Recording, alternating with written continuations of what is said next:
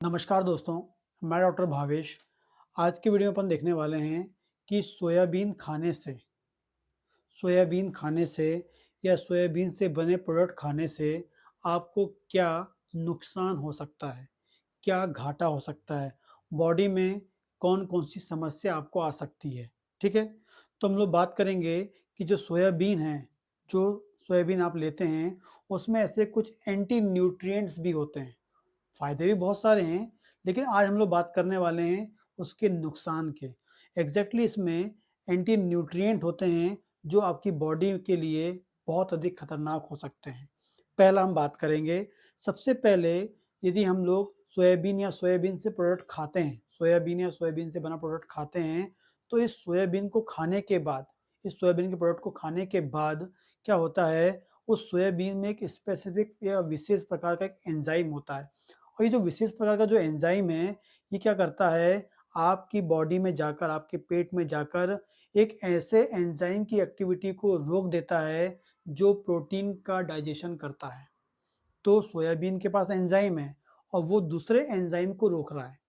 Soybean का enzyme क्या कर रहा है, हमारी बॉडी के अंदर जो प्रोटीन का डाइजेशन होता है, जिसका नाम होता है प्रोटीन डाइजेशन करने वाले जो एंजाइम्स होते हैं, पेप्सिन नाम का जो स्पेसिफिक एंजाइम है, जो मटेरियल है, जो क्या करता है, हमारी बॉडी के अंदर प्रोटीन को डाइजेस्ट करता है, प्रोटीन के डाइजेशन को इम्प्रूव करता है। ये एग्ज़ैक्टली बोले हमारी बॉडी के अंदर जो प्रोटीन डाइजेशन होता है, वो 100% पेप्सिन के द्वारा होता है।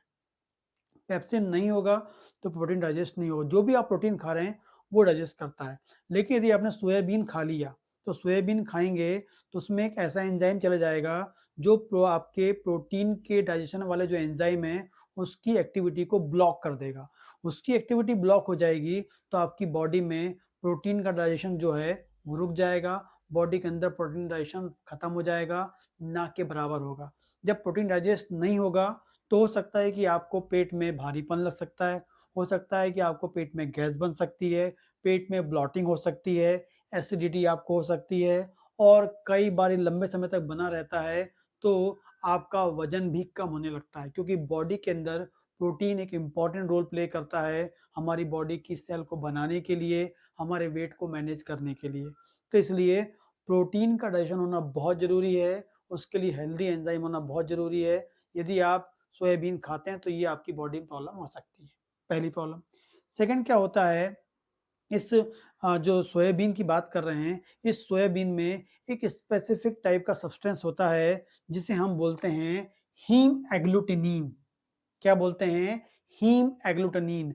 हीम एग्लूटिनिन वो सब्सटेंस होता है, जो बॉडी में जाकर एग्ज़ैक्टली इसका काम होता है आरबीसी के ऊपर, लाल रक्त कणिका के ऊपर और एग्ज़ैक्टली क्या करता है ये, रक्त का थक्का जमाने के लिए, क्लॉट बनाने के लिए या आरबीसी के क्लॉट बनाने के लिए, रक्त का थक्का जमाने के रिस्पॉन्सिबल होता है, ठीक है? या आरबीसी को ब्रेक करने के लिए होता है। एग्ज़ैक्टली हम क्या बोलेंगे?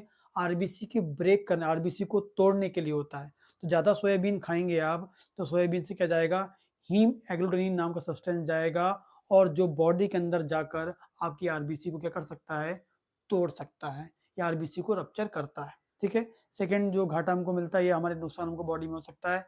थर्ड जो होता है, इसमें गोइट्रोजन क्या होते हैं, गोइट्रोजन एक इम्पॉर्टेंट टाइप का सब्सटेंस होता है। गोइट्रोजन जो सब्सटेंस होता है, ये इम्पॉर्टेंट सब्सटेंस है, जो आपके सोयाबीन में होता है।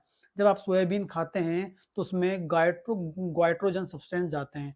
ये जो गोइट्रोजन सब्सटेंस होते हैं, एग्ज़ैक्टली क्या करते हैं, वो थायरॉइड ग्लैंड पे अटैक करते हैं। किस पे काम करते हैं? थायरॉइड ग्लैंड पे अटैक करते हैं, थायरॉइड ग्लैंड पे काम करते हैं। थायरॉइड ग्लैंड क्या करती है, लगातार हमारी बॉडी से मतलब थायरॉइड ग्लैंड को लगातार आयोडीन चाहिए होता है। थायरॉइड जो है बहुत सारी सेल का बना है और हर सेल के अंदर आयोडीन जाएगा तभी उसके अंदर थायरॉइड हार्मोन बनता है। मतलब थायरॉइड हार्मोन को बनाने के लिए आयोडीन बहुत इंपॉर्टेंट मॉलिक्यूल होता है। तो थायरॉइड ग्लैंड जो है वो आयोडीन को ब्लड से लेती है। वो आयोडीन को क्या करेगी, ब्लड से लेगी क्योंकि हमने जो आयोडीन खाया है वो ब्लड में जाए, पेट में जाएगा, पेट से ब्लड में जाएगा और ब्लड से हमारी ग्लैंड में जाएगा। तो ब्लड से आयोडीन को लेने की जो प्रोसेस होती है, उसको ब्लॉक कर देती है। ये जो गोइट्रोजन होता है, वो आयोडीन को थायरॉइड ग्लैंड में जाने से रोकता है। नॉर्मल क्या होता है, थायरॉइड ग्लैंड क्या करती है, आयोडीन को लेती है और क्या करती है, थायरॉइड हार्मोन बनाती है। नॉर्मल थायराइड, नॉर्मल आयोडीन जाएगा, तो नॉर्मल थायराइड ग्लैंड क्या करेगी, आयोडीन मतलब आयोडीन का यूज़ करके हार्मोन बनाएगी। लेकिन यदि आप क्या खाते हैं, सोयाबीन खाते हैं, तो सोयाबीन क्या करेगा, गोइट्रोजन, सोयाबीन खाएँगे तो गोइट्रोजन जाएगा, तो क्या करेगा वो थायराइड के अंदर आयोडीन को जाने से रोकेगा। अब जब थायराइड के अंदर आयोडीन नहीं जाएगा, तो थायराइड के ग्लैंड क्या करेगी, बहुत ज़्यादा एफर्ट करेगी, बहुत ज़्यादा एफर्ट लगाकर आयोडीन को अंदर लाने की कोशिश करेगी, जिस कारण से थायराइड की जो ग्लैंड है उसमें स्वेलिंग आ जाती है, जिसे हम बोलते हैं गोइटर। जिसे हम क्या बोलते हैं, गोइटर।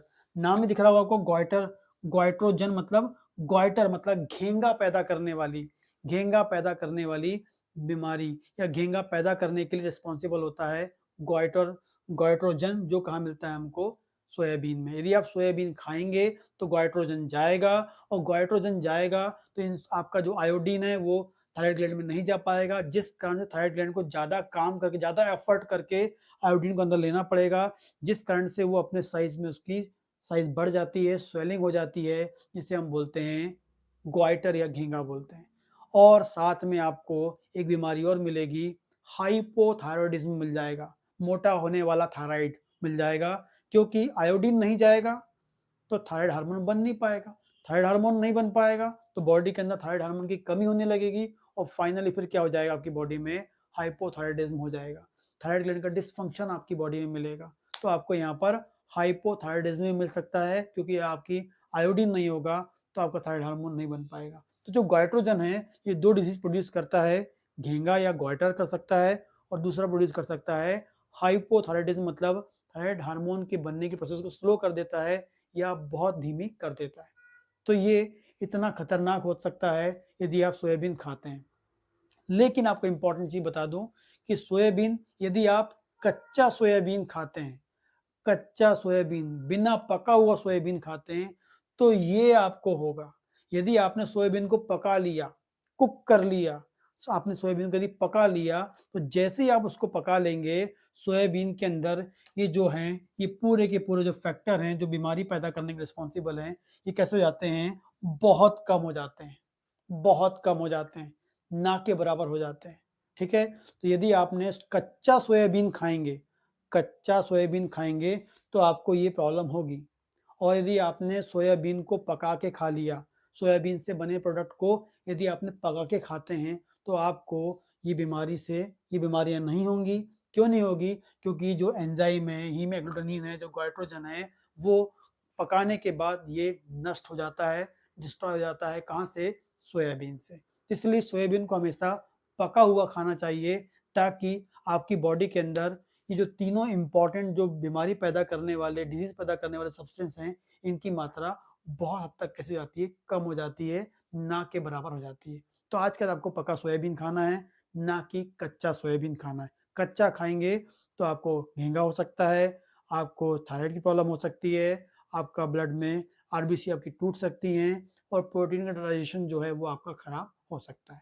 ठीक है? यदि कोई क्वेश्चन तो आप मुझे कमेंट कर सकते हैं, और यदि आप ऑनलाइन कंसल्टेशन चाहते हैं तो प्लीज़ आपको अपॉइंटमेंट लेना पड़ेगा, तभी आपकी मेरे से बात हो पाएगी। नमस्कार।